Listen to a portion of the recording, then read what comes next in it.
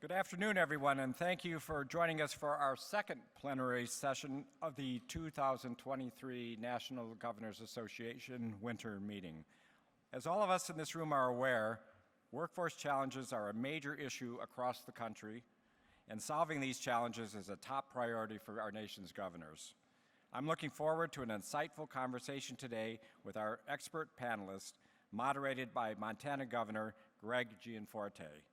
Before we jump into that discussion, I'd like to welcome back our great chair, New Jersey Governor Phil Murphy, to make some brief remarks. Governor Murphy.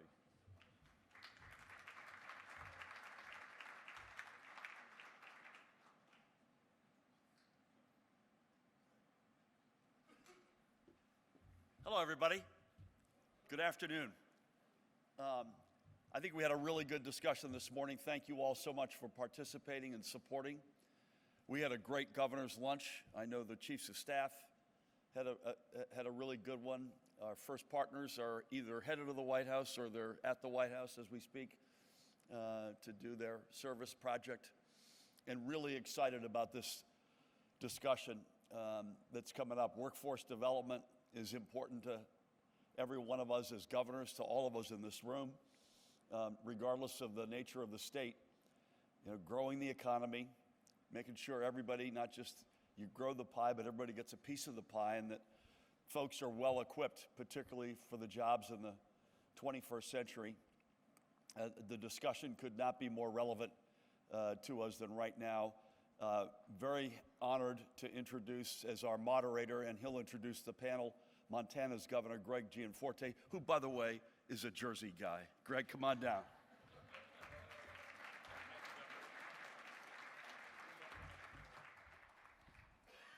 Hello. Thank you, Governor Murphy. Appreciate that, and thank you to our panel for joining us.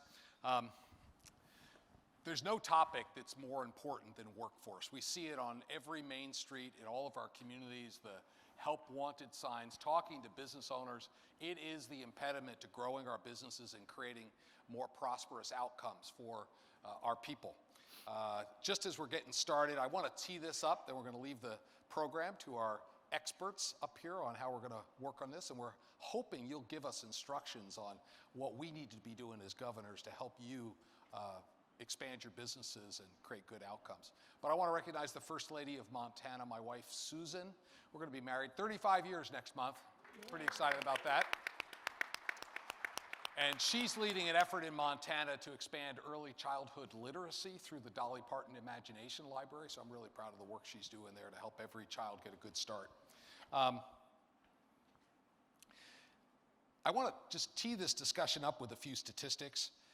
We've regained 20 million jobs in the economy that we lost during the pandemic, but no one would argue that we don't have a labor shortage that continues. There are over 10 million job openings in the United States right now, and there are, as I mentioned, there are help wanted signs everywhere. Compared to 3 years ago, we have nearly 3 million Americans participating in the labor force, and there's critical shortages in healthcare, education, manufacturing, high tech, and the pandemic has made it harder on workers, just the burnout associated with extended hours because their peers are not there to help them. Women are amongst the hardest hit from the pandemic, and getting them back into the workforce as they choose is just as important. Labor participation rates continue to be affected, so there's more we can do. So let's get to this discussion and about what we can do to move this forward. We've really got to work on upskilling the workforce and closing this gap between where our people are and our businesses are for these skills. When we do that, it's really a win for companies, it's a win for the employees, and it's a win for our economy. We've learned in Montana that the internet removes geography as a constraint, and as a result, because of the pandemic, many people have come to start remote working. This requires skills and broadband infrastructure to make that possible. We've also learned that a 4-year education is not necessary for every career. We were talking about that offside. Trades, education, and apprenticeships are really key. And they're a big part of what we've been working on in Montana. When we collaborate closely with companies like the ones that are here on our panel, we get better outcomes. And as I said, that's a win for everybody. When I took office 2 years ago, government regulations blocked apprenticeships in Montana. So we modernized our apprenticeship system. And in the process, we quadrupled the number of apprenticeship opportunities in the state. And last year, we added over 1,000 new apprenticeship slots in the trades alone. This has been a 5x increase since I started in office, which I'm very proud of. But getting empowered with in-demand skills has to start earlier. That's why we've been really focused on career and technical education in our high schools. And I'm really proud of some of the innovation we're seeing. One example is our Certified Nurses Assistant certification. This is now available statewide in Montana to every high school student. They can take the courseware online virtually through one of our community colleges in Miles City. And by doing their practicum at a local nursing home or critical access hospital, they graduate high school with their CNA. We're doing similar things in electrical apprenticeships, other building trades. Some high schools now graduate 40% of their kids with some form of additional certification. This is counting towards graduation credit, which we gave the flexibility to the local school boards to do. So we're going to look for some more ideas from our panel. Let me get to the introductions here. I want to start. Brad, thank you for joining us. Brad Smith leads a global team in 54 countries at Microsoft, and you're really playing a key role there on the critical issues, the intersection of technology and society. I want to welcome you. Can we give Brad a warm welcome?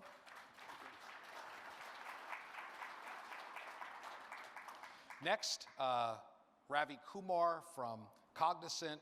Ravi's highly accomplished services industry executive, and just a couple of weeks into your new job. 3 weeks. 3 weeks, yeah. If you're not familiar with Cognizant, Cognizant has north of 300,000 employees globally delivering professional services. He became the CEO last month, so welcome to the panel here, Ravi. Please join me in welcoming him. And finally, Jennifer Aument from AECOM. We appreciate you being with us.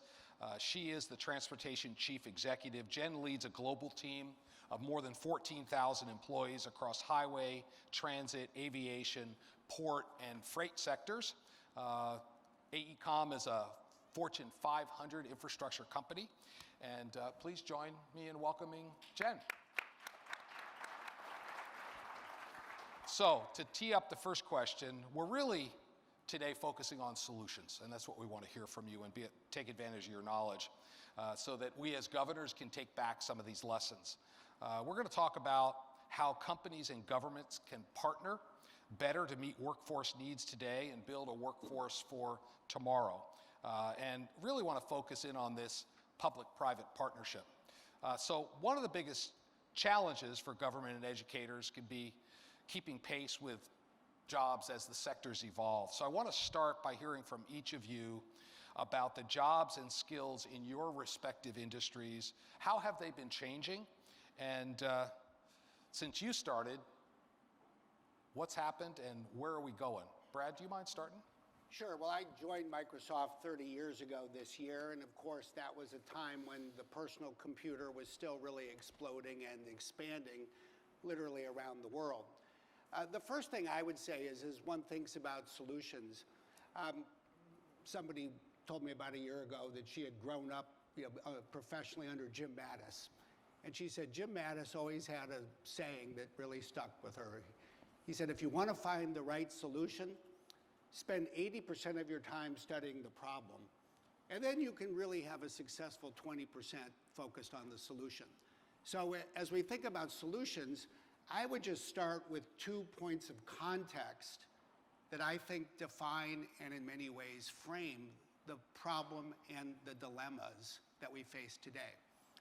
The first is, in my view, the single most profound factor that will shape what all of you need to do as governor.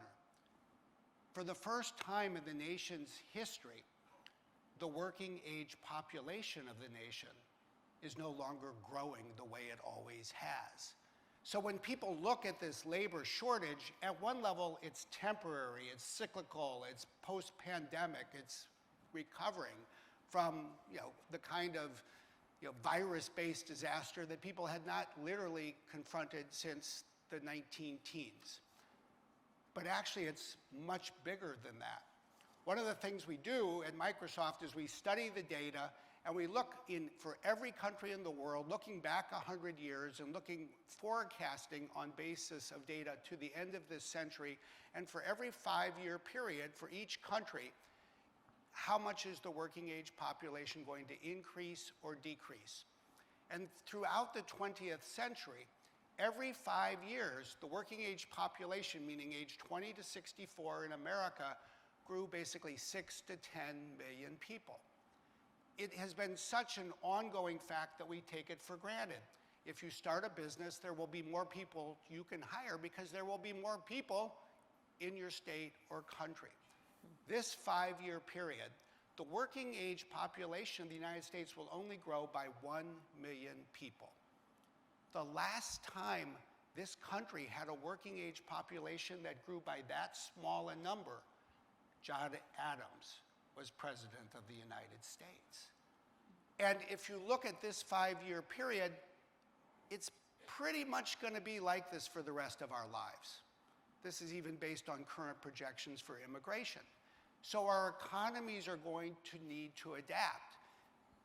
We will face permanent shortages of nurses in hospitals, of people in grocery stores, unless we figure out how to manage economies without the growth of human beings to which we've become accustomed. It is such a fundamental fact that I don't think we've yet actually started even to internalize how profound its implications will be. Now, coincidentally, perhaps ironically, perhaps fortuitously, the other, I think, contextual fact has the opposite impact. I do believe that 2023 will be remembered historically as the inflection point for artificial intelligence. Just as 2007 with the iPhone was for mobility, just as 1995 with the browser was for the internet. But what we're seeing with this new generation of so-called generative AI that you might have heard about or even used with ChatGPT, as a company like Microsoft is bringing with OpenAI and others will as well, is a profound opportunity for a productivity increase, even a leap. And I'll give you just one example that illustrates this. We work with 320,000 nonprofits, and a nonprofit, like a political campaign, which is also a nonprofit, has to raise a lot of money all the time. It has to manage donors. So one of the things that people in that line of work need to do is communicate with donors. So we've already been designing templates for the software we provide to nonprofits to use GPT technology so that somebody can copy or paste or type in a paragraph that describes what they want to do, and then the technology drafts an email, suggests a subject line, creates a social media post. But the interesting thing is this. We've been working with time and motion experts, and they've found that tasks that would cost a nonprofit $15 to perform now cost less than $1. In some cases, tasks that cost $15 an hour are being brought down to 8 cents. So these are the 2 poles that we have to navigate. We won't have the growth in population that we've always relied upon. We can look to technology to increase productivity. And you put these 2 together, there is going to be an enormous amount of change, and we're all going to have to figure out how to navigate through it. Yeah. Thank you, Brad. Ravi, talk about what you're seeing in your business. Thank you, Governor and Brad. Great set of comments. I'm going to take a slightly different cut just to create a little more comprehensiveness about where we are. Just for some of you who do not know what Cognizant does, Cognizant is a $19+ billion tech and digital services company with 360,000 employees across the world.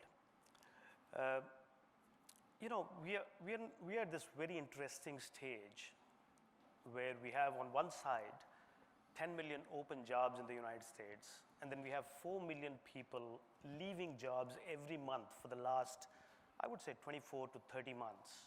Every month, 4 million people are leaving jobs.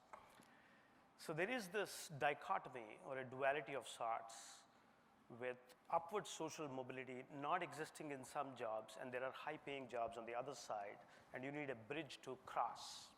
I think Brad alluded to it in a little bit in a different lens which he has used. If you step back at how work is orchestrated in all industries, and tech services being the most important, workplaces and workforce was all tied together from the Industrial Revolution.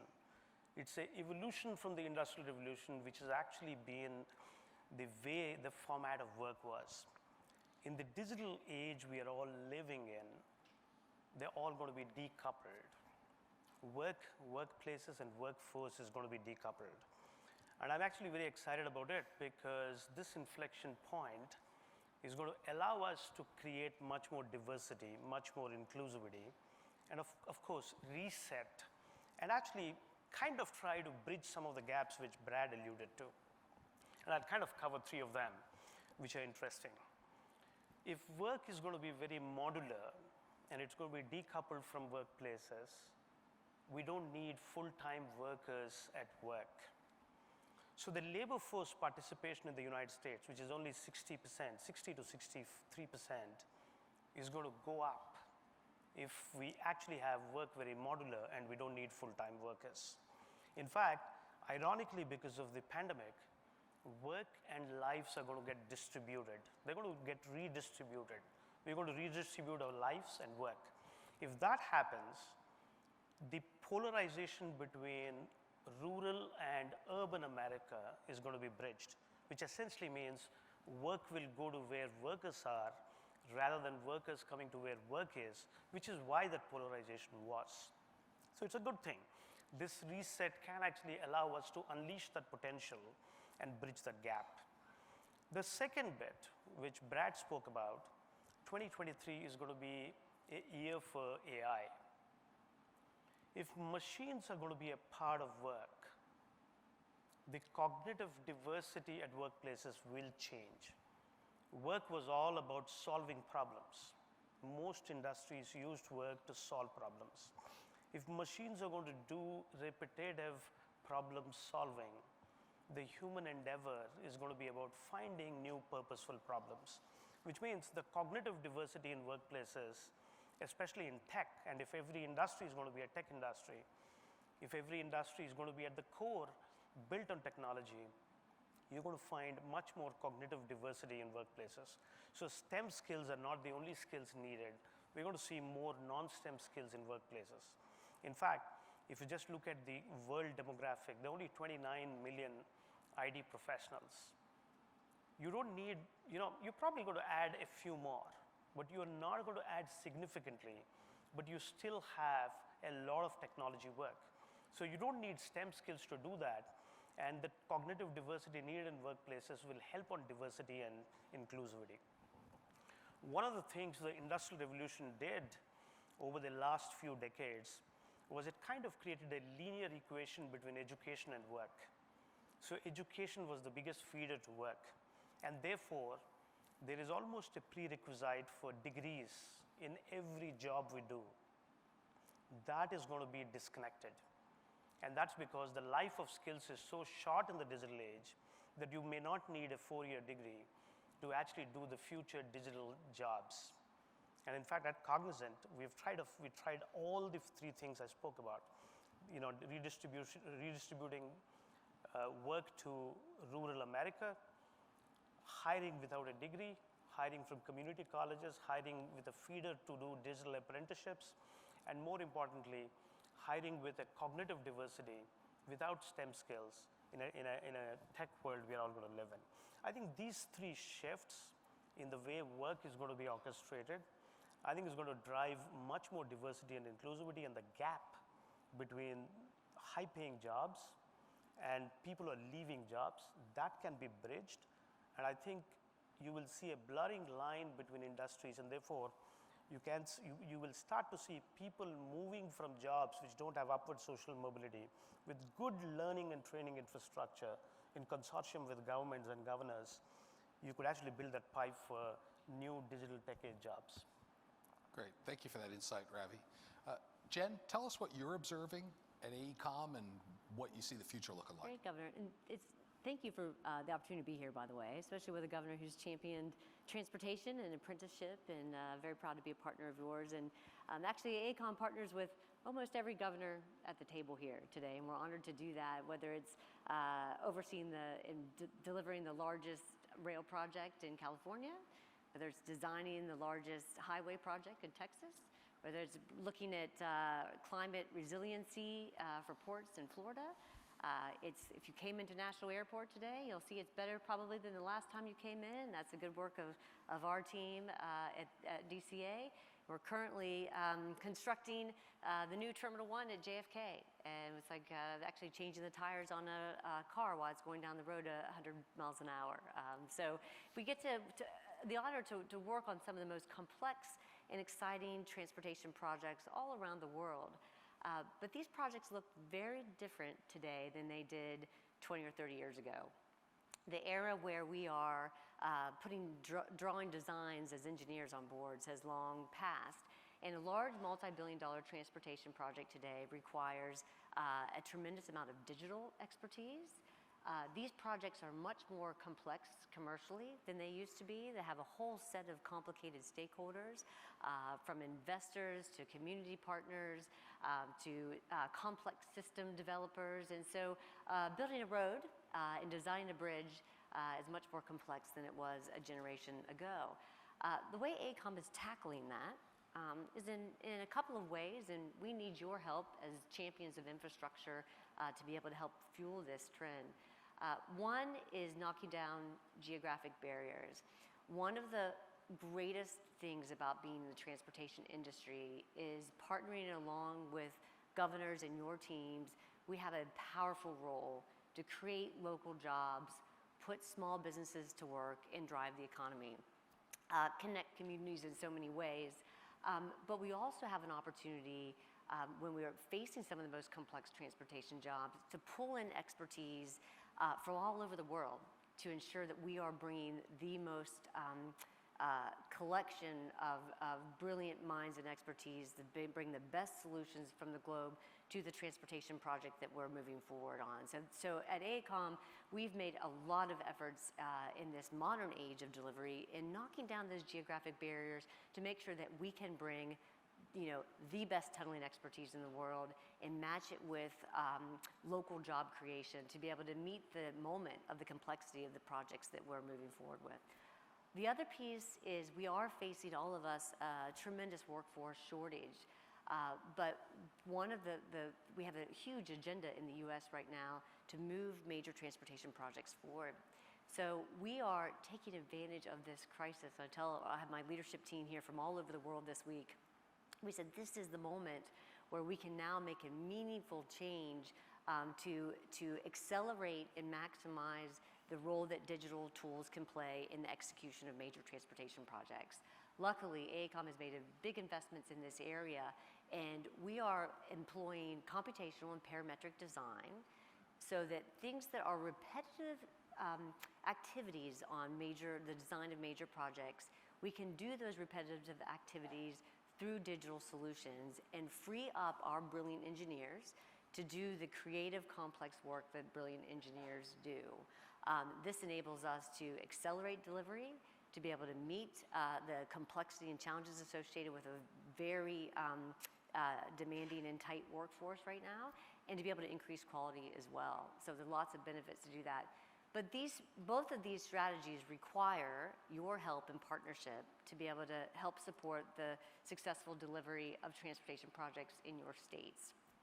Often, governors are the boldest advocates for transportation solutions, but sometimes as we go down and your vision, as it's executed through the details of your procurement departments, when it comes to the other side, sometimes inadvertently things show up in those RFPs that are barriers to us meeting the needs of these new complex delivery challenges. So it's very important to look and make sure that there's first not a disincentive for deploying these digital tools, but most important, making sure that there are places where you can use the power of your office to actually incentivize the use of these digital tools. And that'll help ensure that we can put local contractors and employees to work, but we can also maximize and optimize digital solutions to be able to help deliver these projects safely and in high quality and within the constraints of the workforce that we have now. And that goes to the same of expertise. We need to be able to bring in global workforce to be able to meet the complexity of these projects.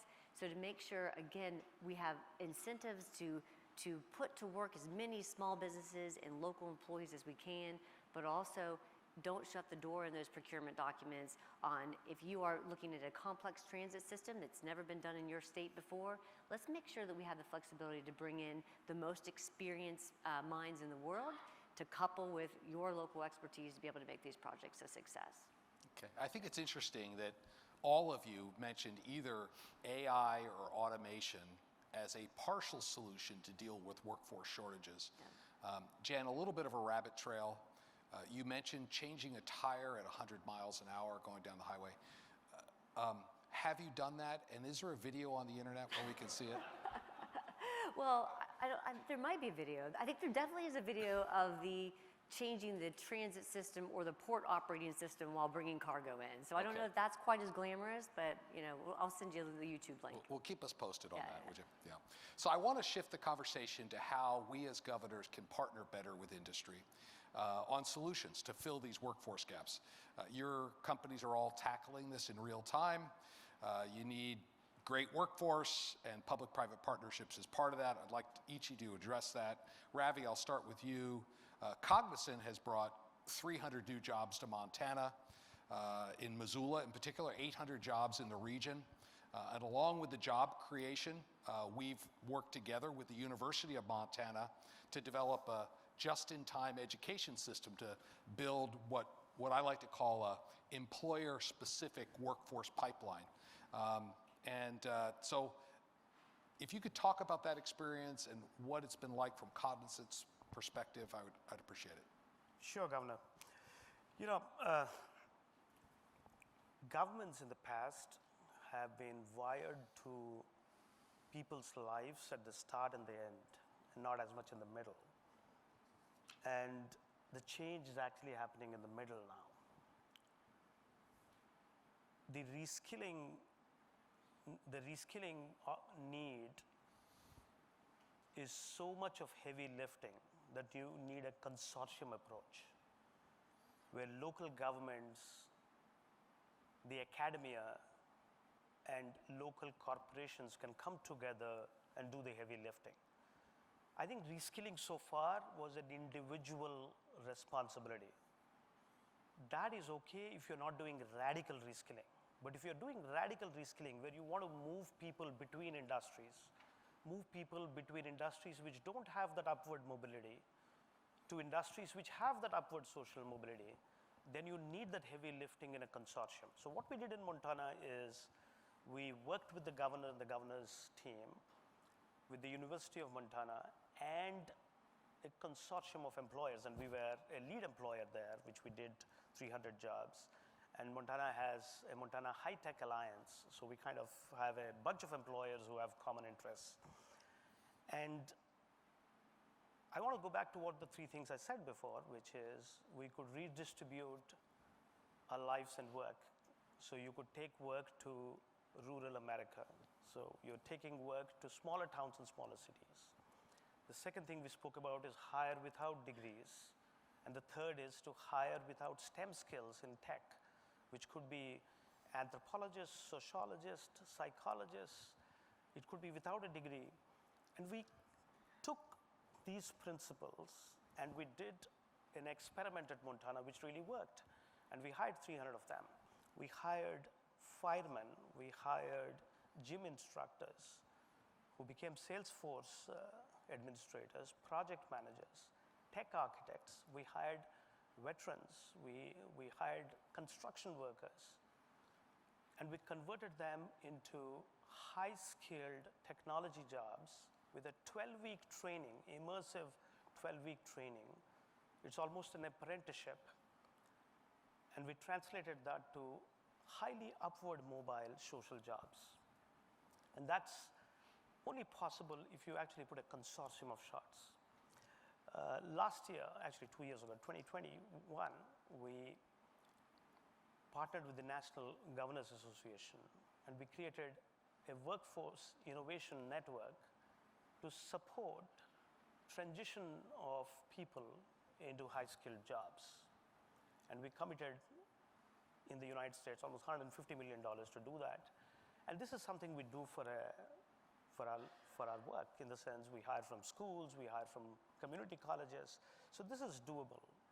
The ability to do this is only possible because we're in the digital age where the skills are so rapidly moving. So if you create lifelong learning infrastructure and you build a consortium and you use the local academic ecosystem to do heavy lifting along with the governors' teams, you could create those bridges, and you could kind of bridge the divide. And the divide is existential now. The digital divide is existential because on one side you have jobs available with no people, on the other side you have people who do not have jobs. So you can really build that bridge by doing this. But I think it needs governments to be proactive enough, and thank you for all the good work you did with us in the state of Montana. Well, I appreciate your willingness to be innovative, because you instigated, and now it's become a standard program. We call it Accelerate Montana, and we'll build job-specific curriculum for any employer. This one, as Ravi mentioned, is 8 hours a day, 12 weeks. I think we've run 7 cohorts of 35 We've done 7 people or so. cohorts, and this is a mid-career shift, which essentially means somebody is doing a job and they take some part-time hours, get trained, certified, and get a job. And in fact, we have a consortium of employers in Montana who are willing to actually give you jobs. And that consortium is actually led by the governor's team. So it's a phenomenal opportunity. And I've met a number of your employees there who came out of college with a marketing degree, or maybe didn't have a college degree, and they had the aptitude. They spent the 12 weeks, and a couple of years into their job, they're making well into 6 figures, and it's a changed livelihood and a changed life because of your willingness to invest in them. So we appreciate it. I think the thing, Governor, is the 4 million people who are leaving jobs every month are the ones who are making $20 an hour, and they don't see any upward mobility in their lives. They're okay to do it as a starting point, but they're not okay to do it all their life. Yeah. And that isn't the American dream which they were looking for. So that, I think, is the difference. If you create that upward mobility in high-paying jobs through the training and learning infrastructure, and that could be a social effort locally to be done. Yeah. Brad, Microsoft has really been working on bridging the digital divide, expanding broadband access, and building digital skills. These are some big things to take on as a big company. Tell us more about your partnerships and what you've been doing. Yeah, I'll be happy to do that, although let me build on this and let me just say, look, no panel is interesting unless it has a little tension. So let me add some and disagree with Ravi and then also agree with you in part. I do not think for a moment that the biggest labor problem we have in this country is with jobs that can move around and get people disconnected from where they used to work using the wonder of technology, even though I hope you will buy more from us. Look at the areas where we have job shortages that we worry about the most. We need nurses in hospitals. We need teachers in classrooms. We need police officers on the street. And we need people providing childcare with children, not through screens. We cannot afford to just think that we can bring the wonders of digital technology and have people move to their own personal version of Shangri-La and somehow our economies will be fine. Our communities will suffer. So, it's not that you're wrong either. Some jobs can move and some jobs cannot. Indeed. And so that's where one needs to take the conversation. But if there's one group of people that I think we should worry about more than any other, it's the group of people we need to have with the people they serve. How do we get more of them into the workforce? States, the federal government can help. It's hard for people to leave home if they can't get somebody to provide child care for their kids or elder care for their elderly parents. And we need public help to do that in various ways. And then when people get to work, how do we make them more productive? If we can't boost the productivity of people in these workplaces, then we're going to be perpetually playing catch up. And then we need to think about how we give them the skills to do all of that. I actually think the biggest problem that we have right now when it comes to skilling is not that governments are failing to fill the gap, although I do think there's a lot more that government can do. It's that fundamentally the private sector disinvested in skilling of its own workforce. If you look at the data, from 1980 to the year 2000, employers in the public, private, and nonprofit sectors all spent more per employee. And it was all connected to the arrival of technology. You had to teach people how to use a PC, how to use a word processing program, what email was, and how to get the right value out of it. But when we hit the year 2000, the curve went the opposite direction. Employers started disinvesting. It was as if we, I think not incorrectly, concluded at the time, oh, we no longer have to teach people these. They arrive at work or they can figure it out themselves. There's a YouTube video for that because there's a YouTube video for everything. And ever since, investment in the skilling of people has stagnated. So we all are going to need to invest more, but to bring the right skills to the right people. So it always involves understanding what the skills are needed for the jobs that are growing. One of the things that we're able to contribute is just this enormous data set from LinkedIn, all of the data about the jobs that are being created, the skills that employers are seeking, the skills that are possessed by the people who are filling them. And I do think if we can partner more closely and your state workforce boards can ground their work more clearly in that kind of knowledge, and then that makes its way into the community colleges, then you start to fill in some of these holes. And I'll just close with two examples. One where technology can so clearly make the right difference with the right partnership. Right now there's 461,000 open jobs in the United States for cybersecurity professionals. For every 2 jobs that are filled, 1 is open. And it's so clear to us, at least, that the right path is to turn to the nation's 1,084 community colleges and get more trained faculty. Yeah, we can provide free digital curriculum, but you all can help your community colleges get the faculty. You all can help provide the financial support, which in some cases will make the difference in terms of whether somebody is able to go get that degree. And then I'll come all the way back to where I started. I have a meeting after this meeting with the governor where we'll talk about whether Microsoft will build the most advanced data center that we have ever built anywhere in the world. And you know what it's going to come down to? Whether that state has enough people in the construction business to show up and do the building that needs to be done.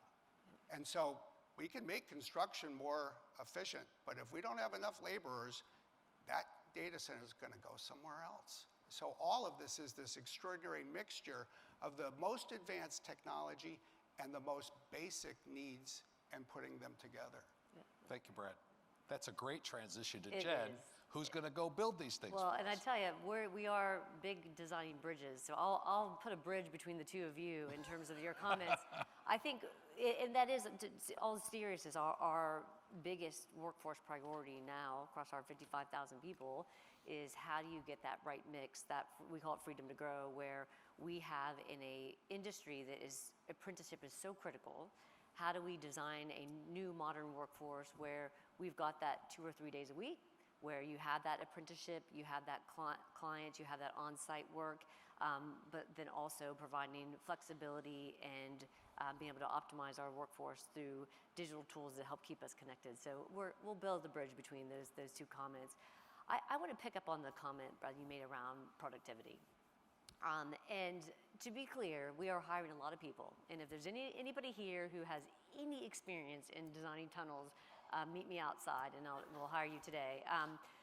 But that said, it is now more important than ever that we do everything we can to be as productive as we can. And so I'm going to bring up a very popular topic with governors, the federal permitting process for major transportation projects. I don't know if you're not involved in government or transportation, it takes a little bit too long. There's about 19 federal agencies involved. I worked on a project once that took 13 years from origination to the ground breaking for that project. And so that's how complex this process is. This is a perfect example where we can get more productive by using digital solutions to be able to deliver these projects. My teams and I have spent, and I personally have spent a whole lot of times in my career in front of drawings in elementary school cafeterias to be able to support the advancement of major transportation projects.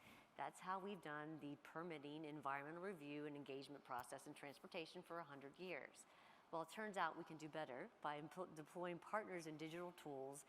We have a program called Plan Engage that replaces that antiquated process and the many people required to sit all night in high school gymnasiums, and replaces it with a more inclusive digital process that then takes your stack of NEPA documentation this high, moves it up into the cloud, takes your workforce, has it focus on genuine community engagement, and through this digital partnership with our workforce, we are now able to accelerate and cut that NEPA process down, the engagement process down by 50%. So that puts some pressure off our workforce, helps them go to ensure that they are putting their brilliance where we can best put it in these projects, and helps reduce the time necessary to get these big projects forward. So that's the power of these digital solutions. And to be more efficient and productive in my workforce and in yours, we're also employing the latest digital tools to help you navigate the complexity of the federal funding process for transportation here in Washington. Through a program called Fund Navigator, we can now sit down in partnership and look and navigate through the complexity of the IIJA process and better connect your transportation priorities with opportunities here within a very complex IIJA grant program. It's free, you sit down, you'll be able to carve that path forward, more efficiently connect you to funding, and be able to get projects moving. So that's just a couple of examples of how digital tools can make us smarter in how we use our workforce to deliver transportation projects. That's great. Brad, you want to add something? Yeah, I think that points in a really powerful direction, and I just think you all live this every day. You know it better than me, but I just think, just call it the slow pace of getting permits approved is a drag on this nation's economy. It's actually a drag on most of the global economy. In Europe right now, it takes 1 year to construct a wind turbine on a location. It takes 3 years to get the permit approved to construct it. In Italy, the largest electrical utility, which is, in our view, one of the most forward-looking you'll find on planet Earth, has gone to the Italian government and asked them to provide 3,000 people from the Italian army to get trained on permitting so as to clear out the backlog of permit applications just in the electrical space. So we have to find a solution to this to accelerate economic growth. And digital technology has to be a fundamental part of the answer. And this, I think, is an example where the new GPT type of technology should be a game changer. Because at least based on what I know as I keep trying to talk to people around the world about this, look, you've got a regulation, a zoning rule, whatever. It's basically what we in software would look at and say, oh, that's a spec. It's a specification of the requirements that have to be met. Then there's an application. And we actually, as a company, we have 872 permitting processes going on right now around the world just for the expansion of our data centers. And people always say, it's not really a question of whether it will get approved. It will, it's just how long. You ought to be able to use GPT technology to automate both and then identify those parts that appear to be non-conforming. And then human beings can focus their energy on that. And then you're just leap forward. And just to give you a sense of, I think, what this kind of technology has to offer, and frankly, how much we need to keep learning, not just across the country, but from around the world. India has actually been the country that in some ways has had the greatest leap, I think, in the last 3 years with the adoption of digital technology I mean, it's extraordinary, what happened in India with their so-called India digital stack. I think the public digital goods. But there's a fascinating example. On November 30, when ChatGPT was released, a bunch of people started doing things with it. People wrote poems about politicians. Students figured out they could use it to write essays. In India, one of the provincial governments figured out that they could use this so that farmers could find out more quickly whether they qualified for a state subsidy. And so they created this tool that it works in 17 different languages. So the farmer can fill out a little bit of information and then they get an answer. And if the answer is yes, you qualify, what they realized was they were telling the farmer, what you do is you go to this portal and you fill out this information, submit the form, and then you'll get the subsidy. And the farmers were like, well, that's great, but I don't know what a portal is. And so what they then said is, you can take that and then you can use the technology itself to go to the portal, get the form, fill it out, and submit it. And you just think about what that means if you're worried about a driver's license or an unemployment insurance claim or any other state process where people need to interact with the government. It can so massively simplify it for people and then lead to productivity advances that will accelerate the economy as a whole and, frankly, in some ways reduce the number of people that need to manage these forms. And Governor, if I may, I think we'll get conversations, but these issues have plagued our industries, whether you're trying to build a bridge or a port or a data center for many, many years. And we talk about them at these conferences. We should have made these changes to accelerate these permitting processes. But now with the workforce shortage that we're facing, we have to. And we cannot waste this moment to be able to make the meaningful changes that need to happen. And look at the options available to be able to drive these projects forward that we've talked about here on the stage. One thing I would just appeal to the governors in the room is to sit down with your teams and just make sure as you move through every element of your government and procurement processes that there's not outdated language from 1984 that then prohibit us, not just fail to incentivize private sectors, but in fact prohibit us from being able to unleash some of these digital solutions to be able to do more with the brilliant workforce that we have. Ravi, So, quick love comment thinking. on this, then we'll take some Yeah, questions so from the other governors. just go back to what Brad said. I agree and disagree a little bit. That's fair.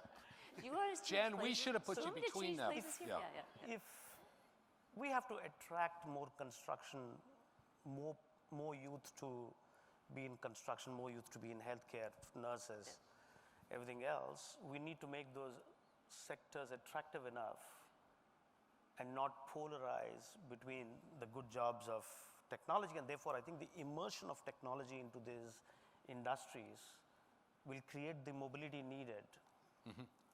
And if you don't create that mobility needed, we can do what we want. The youth will not want to go to sectors which have atoms deeply immersed in it and not bits. So the point is, you can get more construction workers if you show them upward mobility in the same industry, or you allow them to transition to other industries so that that becomes a starting point for you to build more and more workers in the same industry. Okay. So unless we do that, I think it's going to be difficult. So we've got about 10 minutes left. We're in the lightning round phase.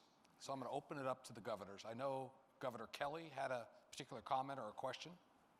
You're recognized. Yeah, I do. I mean, this has been interesting and just sort of an extension of the conversation we have in Kansas on a day in and day out basis, particularly related to our workforce shortage. We've spent the past 4+ years now really scouring our own state, looking for those folks that we might lure into the workforce. So we've gone into our prisons and set up community college curriculum in there, trade skill training in there. We've partnered with JAG, the Jobs After Graduation. We put them in a lot of our schools to keep kids on track who would ordinarily probably drop out. We just recently put them in our juvenile correctional center so that we can get those kids too, rather than letting them come back into society without any skills. The other thing that we've done is work very closely with our Governor's Military Council.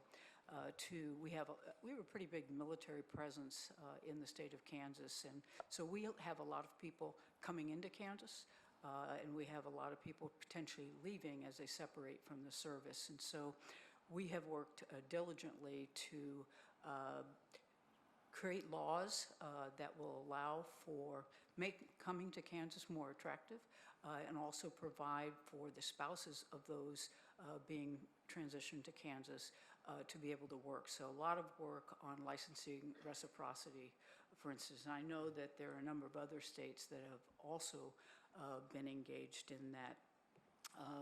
Recently, Kansas became the first state to join with the coalition. I think there's a sheet at everybody's place on Aspire, which is the Alliance for States Providing Interoperable Reciprocity. This will be a digitalized system that will allow states to upload their reciprocity agreements, and will allow military families from across the nation, the world, be able to access that, so they know if they're moving to Kansas, that if the spouse is a nurse, that what it means, and whether or not he or she can then be on the ground working within days after moving to Kansas. So I would encourage my colleagues to really give serious consideration to joining in with Aspire, because I think the more that we create compacts and arrangements between our states using the same platform, it'll make it easier for all of those military families. I was sort of struck at Governor Murphy's initiative this afternoon, where people were talking about how mental health issues are personal, and that's how I think they get elevated sometimes to this level. And I'm a military brat, and I moved. By the time I was 14, I had moved 12 times.